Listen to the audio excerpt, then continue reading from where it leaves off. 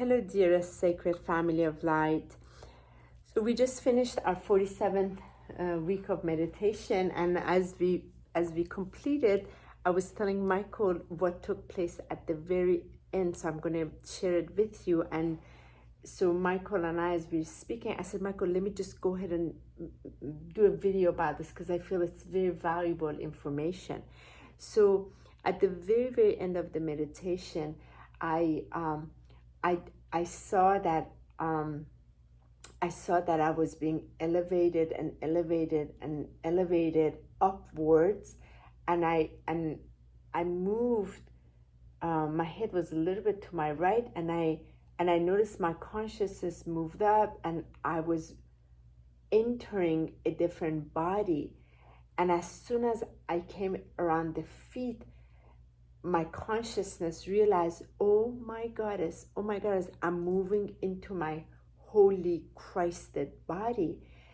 And it was incredible because it was so luminous, so bright, so golden and ginormous.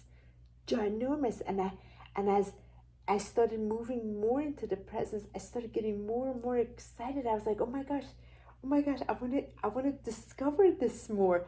And I saw that this ginormous, glowing, radiant light, just magnificence, and me, but not this version, the luminous version. And I wanted to study it, but like I shared with you, I got so excited, I kicked myself out of it.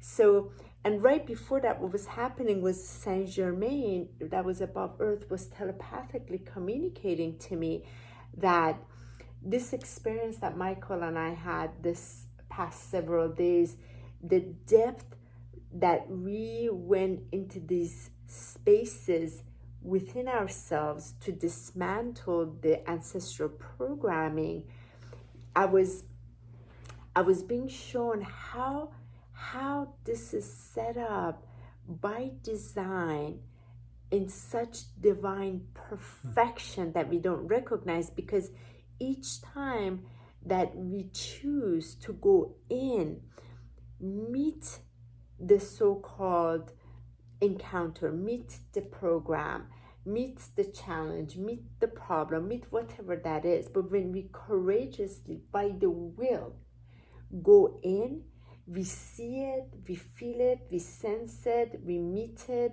we heart it, and then we choose from where we are in our consciousness that this no longer resonates with the fullness of this mighty I am presence that I am, then that program dissolves. And of course, whatever ray of light you do. So, but what happens, this pocket that was like of a, sort of like a, lack of a better word, blockage, right?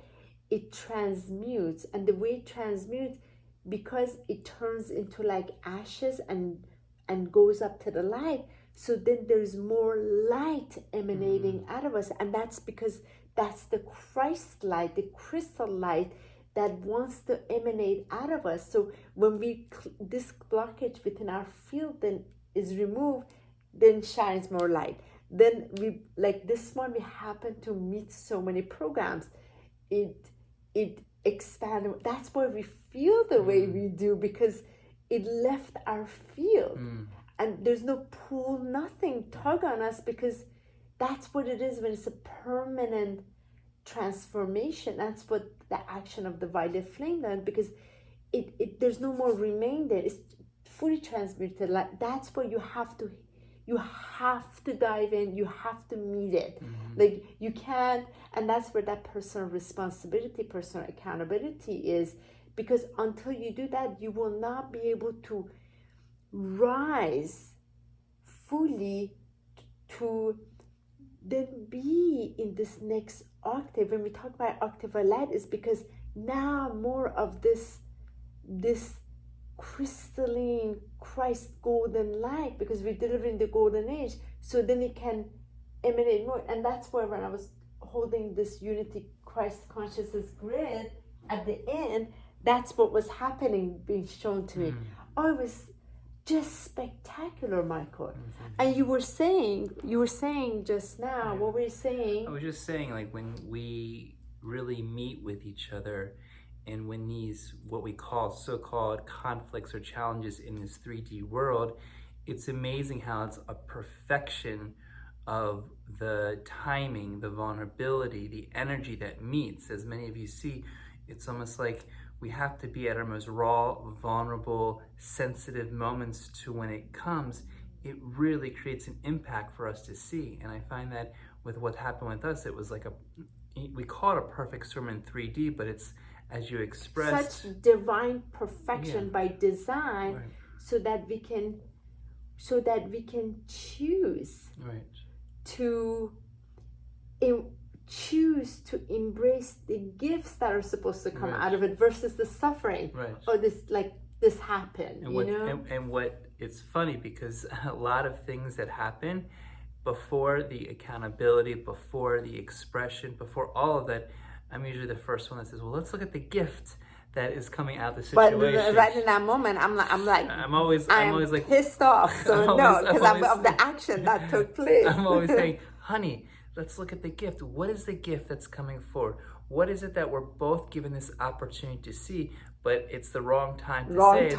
Because when the emotional body is so inflamed, and when because we have to clear it first, that it's almost like that higher awareness of like, wow, something amazing is coming through. Something superpower is coming through. But obviously clearing that plane, clearing that debris, clearing all the energies that come in. I love when you say that, but I feel if it was said, oh my gosh, there must be some amazing gift, so let's meet the emotional body first, then discover the gifts. Okay, so I'll say that from now on.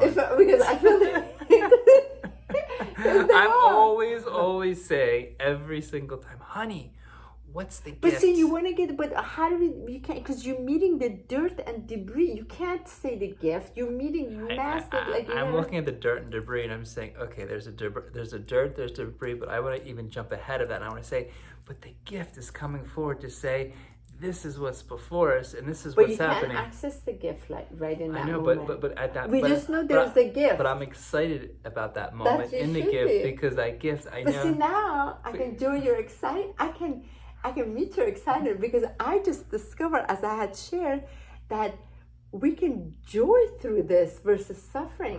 Nobody ever taught us that, right? Nobody ever said if you're meeting this challenge is because it's by design for you to experience more of your light, radiant self that is being revealed to. It's your own book of revelation. Why didn't anybody ever tell us that? So if or when that this happens again. Yeah. So now I'm going to be excited. If or however it may form within each opportunity in the perfect divine nature that was just shown to you. Yes. Could there be one word to remind you from this image right now that would bring you back to this awakening? So again, I feel it would be exactly that.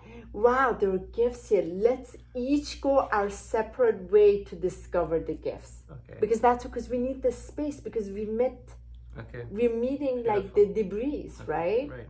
And we know there's gifts. I want the communication. No, but usually you ask me what's the gift right there. We can't access that right there. We're meeting the dirt. I'm always saying, wow. And in the fierce moment of the energy that's arising and all the emotion, all the pain, all the frustration, and it's, this dragon fire is going through the roof, I'm sitting there, but honey, there's a gift. Let's really look at the gift. And it's like, that's not even on the plate. It's not even in the service. But isn't it interesting also that there are times you're going through it? I was like, Michael, when you will go through something, Michael, but where's the gift?